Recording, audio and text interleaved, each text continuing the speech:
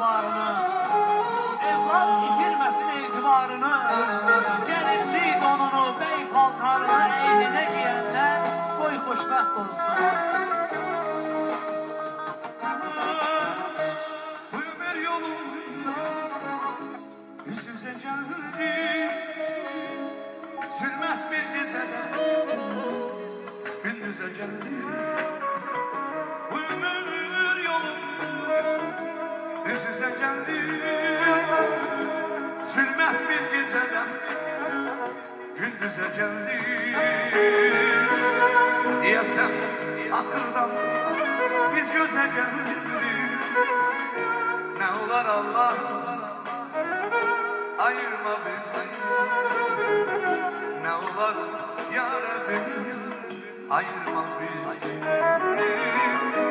Ayırma istesen al canımızı. Ne olar Allah ayırma bizi. Ne olar ya Rabbi ayırma bizi.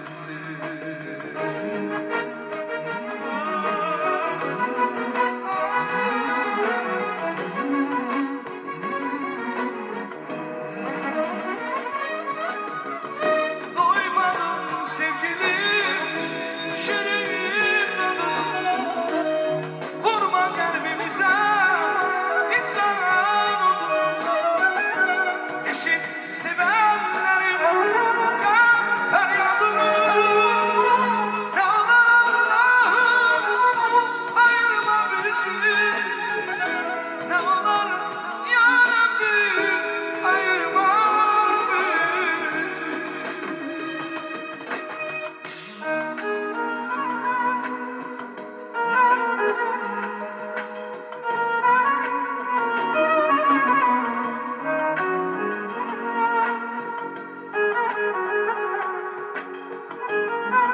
...455, 716 maşının sahipleri Yaman Oğuz'a yaklaşan ablamızda. Gülüşlerim dolup kalır gözümde. Gözyaşlarım buz bağladı gözümde. Söz vermiştim ben kalmışam sözümde. Sen benim vefasızlık eyledin. Sen benim vefasızlık eyledin. Gülüşlerim dolup kalır gözümde. Gözyaşlarım buz bağladı gözümde. Söz vermişim ben kalmışam sözümde. Sen benim vefasızlık eyledin. Sen benim vefasızlık eyledin. Deyirəm zamanlı varınca qalaydı məndən. Zamanlı varınca qalaydı məndən. Nə dövlətim, nə də varım olaydı.